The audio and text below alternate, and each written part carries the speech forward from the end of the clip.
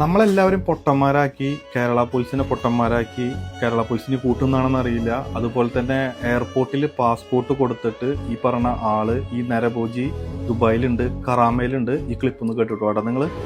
Bro, ഇന്നലെ ഞാൻ duty കഴിഞ്ഞിട്ട് 11 മണി കഴിഞ്ഞു. അപ്പോൾ ഞാൻ നൈഫിലാണ് താമസം. കുറച്ച് ലേറ്റായി പോയി. അങ്ങനെ ബസ്സിൽ കയറിയിട്ടാൻ ഒരു കണ്ണൂരിലുള്ളവർ തന്നെ ഇങ്ങനെ സംസാരിക്കുന്നത് കേട്ടതാ. അവൾ ഇന്നലെ ലാൻഡ് ചെയ്തിന് സംഭവം. അവളുണ്ട്, കറാമയിലുണ്ടെന്ന് ഉറപ്പാണ്, 100% ഉറപ്പാണ്. നമ്മുടെ മൂക്കിന്റെ തുമ്പത്ത് എവിടെയോ ആളിരിക്കുന്നുണ്ട്. ഒന്ന് രണ്ട് കൺഫർമേഷൻ കിട്ടിയിട്ടുണ്ട്. പിന്നെ നിങ്ങളോട് പറയാനുള്ളതെന്ന് വെച്ചാല്, എവിടെയും വെച്ച് കാണുകയാണെങ്കിൽ തന്നെ അവരെ ഫോട്ടോ എടുക്കാനോ വീഡിയോ എടുക്കാനോ നിൽക്കണ്ട. കാരണം ഇവിടെ നിയമം വേറെയാണ്. നമ്മുടെ നാട്ടിലത്തെ പോലത്തെ നിയമമല്ല ഇവിടെ. നേരെ നിങ്ങൾക്ക് തിരിച്ച് പണി കിട്ടാൻ സാധ്യതയുണ്ട്. നിങ്ങൾ കാണുക, നിങ്ങൾ കൺഫർമേഷൻ കിട്ടുകയാണെന്നുണ്ടെങ്കിൽ നിങ്ങൾ വേണ്ടപ്പെട്ട ആളുകളെ അറിയിക്കുക. അവരതിനുള്ള നടപടിയും കാര്യങ്ങളും സ്വീകരിക്കും. ഇനി എത്രയും കാലം ഇവിടെ നിൽക്കണ നമുക്കാണ് അതിൻ്റെ നാണക്കേട്. എത്രയും പെട്ടെന്ന് നമുക്ക് പിടികൂടി പോലീസിന് കൊടുക്കാനുള്ള സൗകര്യം നിങ്ങൾ ഉണ്ടാക്കണം. അതിന് വേണ്ടിയിട്ട് നിങ്ങൾ വീഡിയോ കാണുന്ന ആളുകൾ മാക്സിമം നിങ്ങൾ സ്റ്റോറി വെക്കുക. അതുപോലെ എന്ത് ചെയ്യേണ്ടതെന്ന് വെച്ച് കഴിഞ്ഞാൽ റീപോസ്റ്റ് ചെയ്യുക. അതുപോലെ ദുബായ് കറാമയിലുള്ള ആളുകൾക്ക് ഈ വീഡിയോ ഷെയർ ചെയ്യുക. നമ്മളെ മൂക്കിൻ്റെ തുമ്പത്തുണ്ട്. എത്രയും പെട്ടെന്ന് നമുക്ക് പിടിച്ചിട്ട് പോലീസിന് കൊടുക്കണം കേട്ടോ.